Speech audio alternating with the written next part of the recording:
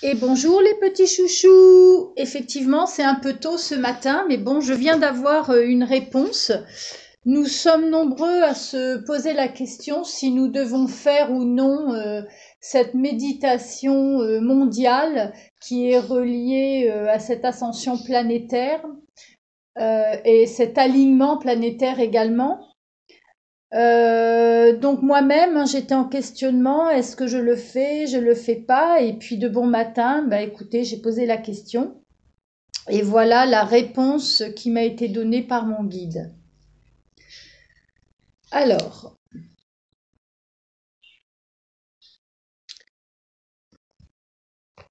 attendez, je retrouve le texte, veuillez m'en excuser.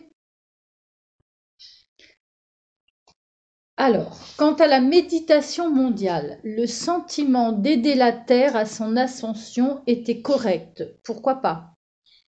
Bien que la terre a toujours fait ce que bon lui était nécessaire avec ou sans nous.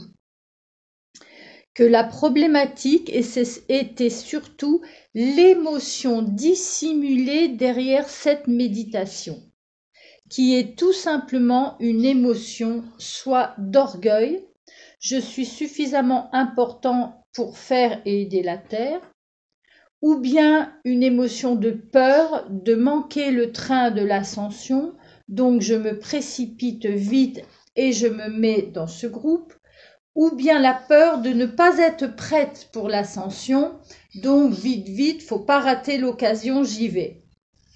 Toutes ces émotions en arrière-plan, conscientes ou non, risquaient effectivement d'alimenter le côté ombre bien dissimulé derrière cette démarche de lumière. Si nous étions tous dans cette force et sagesse du centre du cœur, bien évidemment, il n'y aurait pas d'effet négatif sur cette méditation mondiale. De plus est, la peur occasionnée par ce virus est également présente dans toutes nos émotions. Donc une émotion qui est bien évidemment pas très lumière. Voyez-vous juste cela? À vous de réfléchir et de méditer sur ces informations. Voilà, le guide nous dit, nous avons encore le libre arbitre, hein, toujours, donc c'est à nous de voir ce qui nous paraît le plus juste. Quant aux fréquences vibratoires collectives, elles peuvent bien évidemment être recyclées à mauvais escient.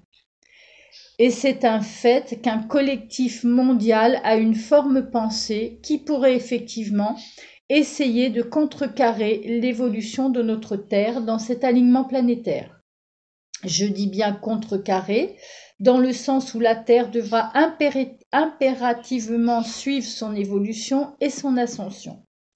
Mais cette fois-ci avec un rythme peut-être plus rapide et plus violent, d'où l'action des éléments, tempêtes, tremblements de terre ou tsunamis.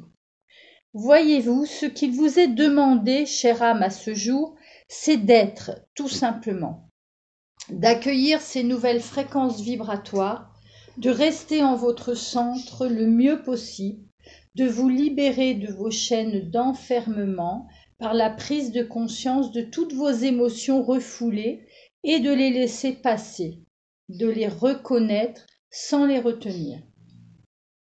Juste être le spectateur de tous ces changements quels qu'ils soient.